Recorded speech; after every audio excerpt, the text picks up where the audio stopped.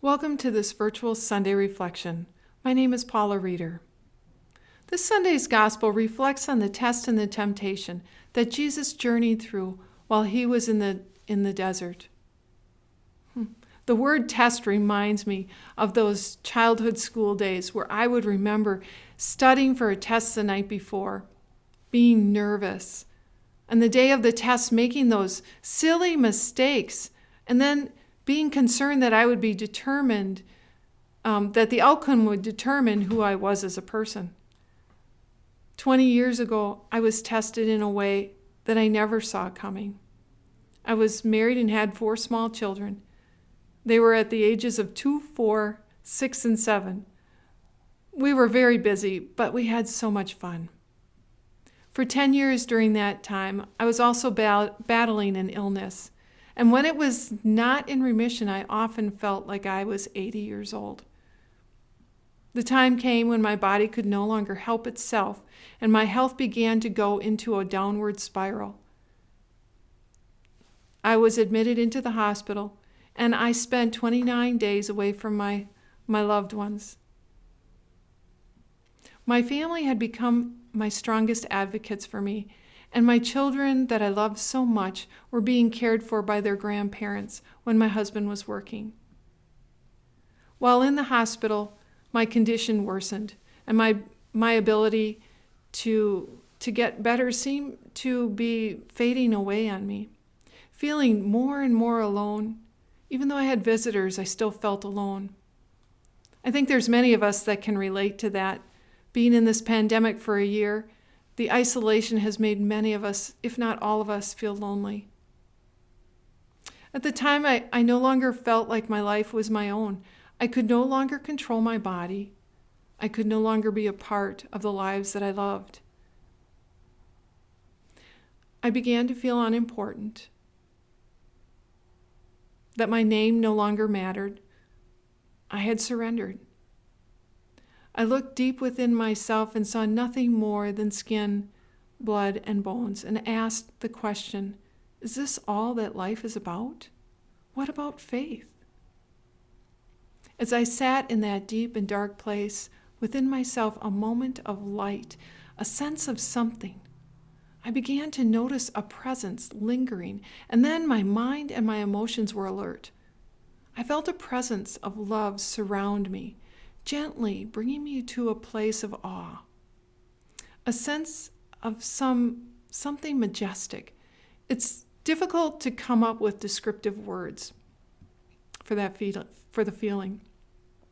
However, in this experience, there were no words being said, but a communication was happening within my mind and the senses.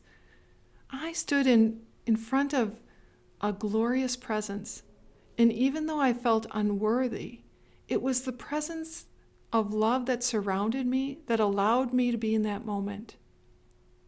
Somehow I knew my words didn't matter. It was my soul that was reflecting my lived life. Next, my mind started to take me back to the past. I was remembering things that I never thought I would. I never thought they were important. I didn't even know I had them in there. But I was made to understand 3 things. The first was, often people unintentionally hurt others, in which misunderstandings and assumptions bring pain and sadness and loneliness into our lives. It showed that God would judge wrongdoings and that my life shouldn't stop living its purpose. I was also shown how I was wrong in not living who I was designed to be. My lack of self-worth, confidence, and hurt were not an excuse. I saw how short life was and how much time was wasted in doubt and untruths. Love was the answer. I then entered into a conversation. Even though my heart was light, with a little humor, I said, "But you can make me into anything, a doctor, a teacher, someone important." And then a word appeared in my mind. The word was friend. with a joy-filled heart, I said, "Friend," with some disappointment. And then I was shown a person that I had gone to high school with. And I was shown how if I was her friend, I could have made a difference in her life.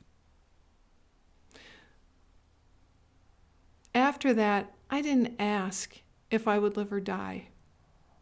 In my heart, I surrendered, letting go and letting what would be, be. All of us have a desert story, and hopefully we have more than one. In this Sunday's gospel, the Spirit drove Jesus out into the desert. He resisted the temptation to act as the Son of God and embraced his human identity.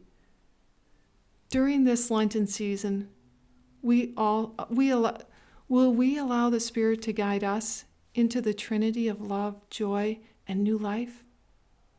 God is constantly revolutionizing our experiences by saving us in a newer and deeper way. Let the Lenten season bring you the joy of new life. Peace be with you.